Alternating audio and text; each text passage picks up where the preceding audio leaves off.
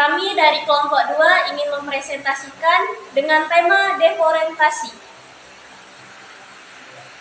Materi pertama akan dibahas oleh saya dan Sarah. Di sini saya membahas tentang iklim global.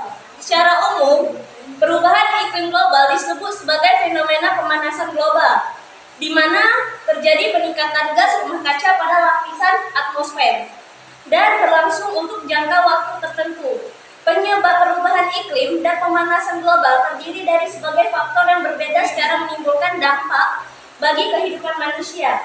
Dampak dari iklim global yaitu suhu yang lebih panas, badai yang lebih hebat, dan meningkatkannya kekeringan. Penyebab perubahan iklim global yaitu bisa dari perkotaan, kelangkaan air, polusi udara, dan menebang hutan. Baik, materi selanjutnya akan dibahas oleh dampak pada musim kemarau.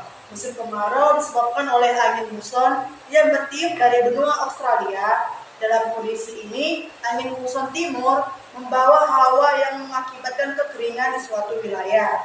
Dampak dari musim kemarau pula satu yaitu kekurangan air bersih, yang kedua ada kebakaran hutan, yang ketiga ada krisis pangan.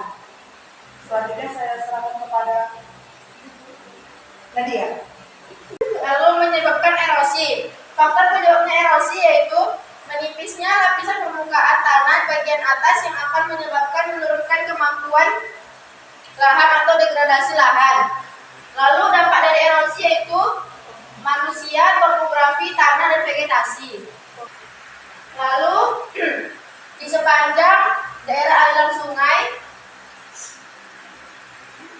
secara umum didefinisikan sebagai suatu hamparan wilayah atau kawasan yang dibatasi oleh pembatasan topografi atau punggung bukit yang berfungsi untuk menerima, menampung air hujan, sedimen, dan unsur hara serta mengalirnya melalui anak-anak sungai. Kerusakan hutan menyebabkan berkurangnya ketersediaan air yang berdampak pada air minum, yaitu beraneka ragam. Aktivitas manusia menyebabkan air tercemar, salah satunya adalah membuang limbah tinja di sungai, seperti kejadian menyebabkan keadaan air berlimpah tapi tidak dapat dimanfaatkan secara baik untuk mencukupi keperluan sehari-hari. Kemudian ketersediaan air dibagi menjadi PLTA, yaitu pembangkit listrik tenaga air adalah pembangkit yang mengandalkan energi potensial dan kinetik dari air untuk menghasilkan energi listrik. Kemudian saya serahkan kepada moderator. akan dibahas oleh Ufa Rahmi. Ketersediaan air juga berdampak pada industri. Ketersediaan air bersih akan berkurang akibat air yang terkontaminasi oleh limbah industri dan kegiatan penduduk.